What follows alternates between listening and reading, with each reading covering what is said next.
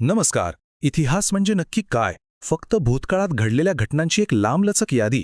की हा एक असा आरसा आहे जो आपल्याला दाखवतो की गोष्टी कशा लिहिल्या जातात आणि महत्त्वाचं म्हणजे कोणाकडून लिहिल्या जातात? चला, आज आपण भारतातल्या ब्रिटिश राजवटीचं उदाहरण घेऊन या प्रश्नाचा जरा खोलात जाऊन शोध घेऊया. बऱ्याचदा आपल्या सगळ्यांनाच वाटतं की इतिहास म्हणजे फक्त तारखा पाठ करणं.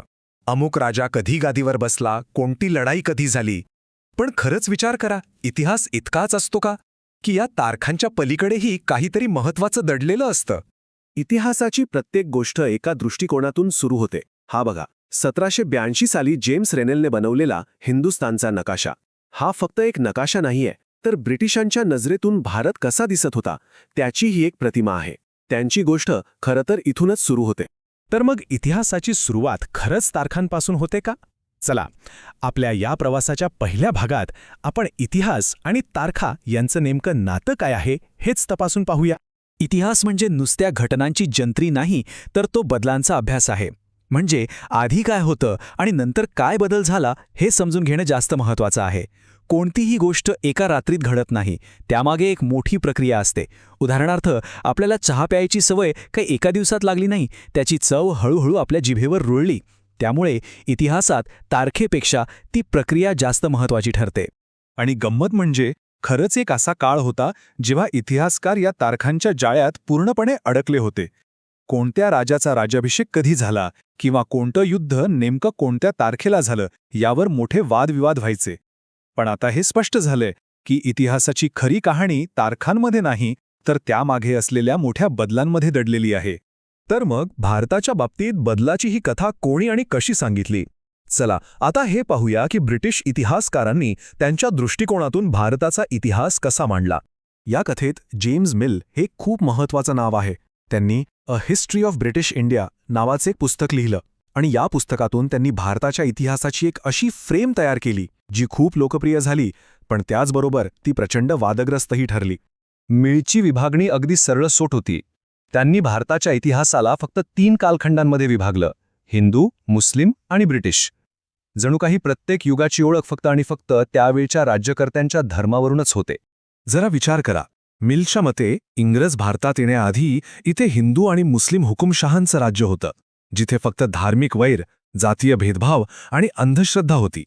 त्याला वाटायचं की फक्त ब्रिटिश राजवटच भारताला सुसंस्कृत बनवू शकते. पण यातला खरा प्रश्न हा आहे की केवळ राज्यकर्त्यांच्या धर्मावरून एखाद्या संपूर्ण कालखंडाची ओळख ठरवणं हे कितपत योग्य आहे? ही जी प्रक्रिया आहे, ज्यात एक देश दुसऱ्या देशावर वर्चस्व गाजवतो आणि तिथे राजकीय, आर्थिक, सामाजिक आणि सांस्कृतिक बदल घडवून आणतो, त्यालाच वसाहतवाद असं म्हणतात. ब्रिटिशांनी भारतात नेमकं हेच केलं.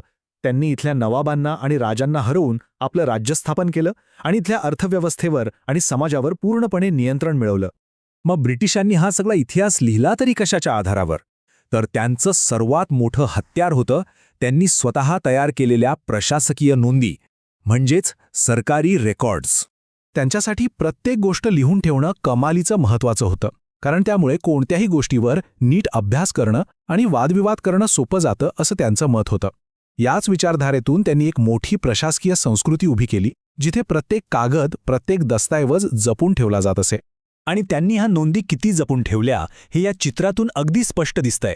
हे आहे दिल्लीतलं भारताचं राष्ट्रीय अभिलेखागार. इंग्रजांच्या काळातले सगळे महत्त्वाचे दस्तऐवज आजही इथे सुरक्षित आहेत. त्यांच्यासाठी रेकॉर्ड्स किती महत्त्वाचे होते याचा हा एक जिवंत पुरावा आहे.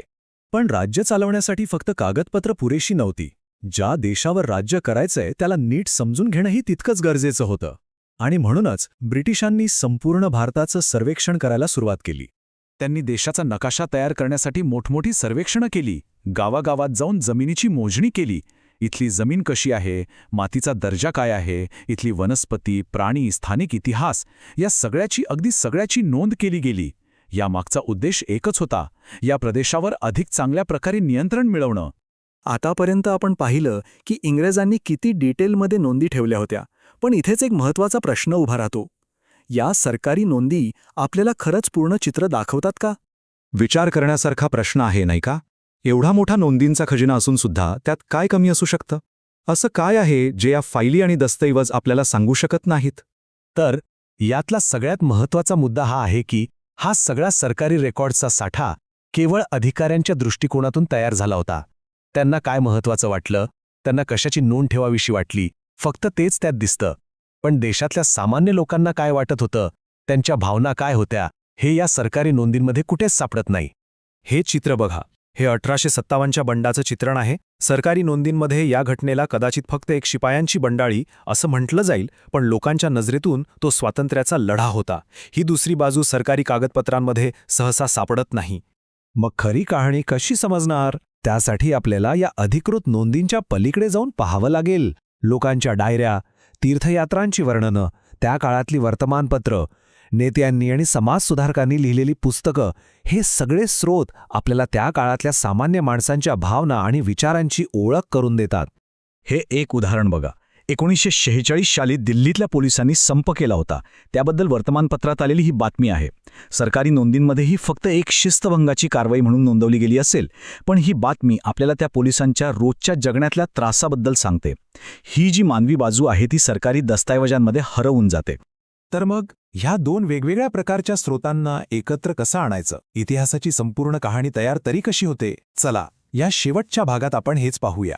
आता हे स्पष्ट आहे की केवळ एका प्रकारच्या स्रोतावर आपण अवलंबून राहू शकत नाही. सरकारी नोंदी आपल्याला प्रशासनाची बाजू दाखवतात, एक टॉप डाऊन व्ह्यू देतात. तर दुसरीकडे अनौपचारिक स्रोत आपल्याला लोकांच्या भावना आणि त्यांचे अनुभव सांगतात, म्हणजे ग्राउंड अप व्ह्यू.